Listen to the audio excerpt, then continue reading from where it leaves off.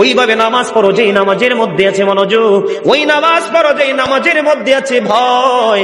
তুমি নামাজটা পড়তে হবে এমন ভাবে বন্ধু, একজন নামাজে দাঁড়ালেন, বন্ধুরে আমার, নামাজে যখন তিনি দাঁড়ালেন, দাঁড়ানোর পরে তিনি বলতেছেন আমি নামাজটা এমন ভাবে পড়তে চাই। কিভাবে পড়ি?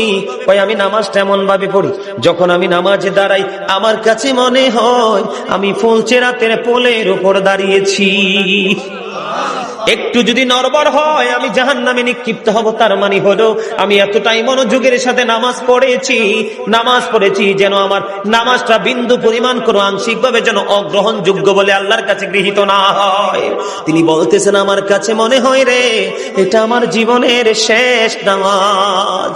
আমি এতটা ভয়, এতটা আতঙ্ক নিয়ে, এতটা তাকওয়া নিয়ে নামাজ পড়ি, আমার কাছে মনে হয় আমার পিছনে যেন আজরাইল দাঁড়িয়ে আছে, ডানে বামে সালাম ফিরাতে দেরি রে, আমার কাছে মনে হয় আমার প্রাণ পাখিটা কেড়ে নিয়ে যাবে। আমি যখন নামাজে দাঁড়াই আমার কাছে মনে হয় আমি যেন বাইতুল্লাহর সামনে দাঁড়িয়ে আছি। আমার কাছে মনে হয় আমার ডান দিকে জান্নাত অবস্থিত, বাম দিকে আমার জাহান্নাম অবস্থিত। এমন তাকওয়া ভয় নিয়ে নামাজে দাঁড়াই, আর ওই নামাজের জন্যই রয়েছে বড় সফলতা। জোরে জোরে বলুন না সুবহানাল্লাহ, আর জোরে বলুন সুবহানাল্লাহ। বন্ধুরে আমার, নামাজ এতটা তাকওয়ার সাথে এতটা মূল্যায়ন করে নামাজটাকে পড়তে হবে। আমাদের একজন কিতাব গ্রন্থের প্রণেতার নাম শুনেছি ইমাম বুখারী।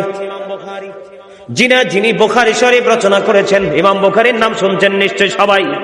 মুসলমান ইমাম বুখারীর নাম শোনে নাই এমন কোন মুসলমান পৃথিবীতে নাই বন্ধু। ইমাম বুখারী এমন ভাবে তিনি নামাজ পড়তেন, উনি যখন নামাজে দাঁড়ালেন বিষাক্ত ভীমরোল তাকে কামড় দিল। কি দিল?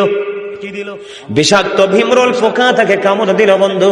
কামড় দেওয়ার দিয়ে কামড় কিন্তু দিতেছে, দিতে 10টা কামড় দিয়েছে, কিন্তু নামাজ শেষ হয় না। নামাজ শেষ করার পরে উনি ওনার ছাত্রকে একটা ডাক দিয়ে বললেন তুমি আমার পাঞ্জাবিটা উঠিয়ে দেখো আমার পিছনে কি আছে। এবার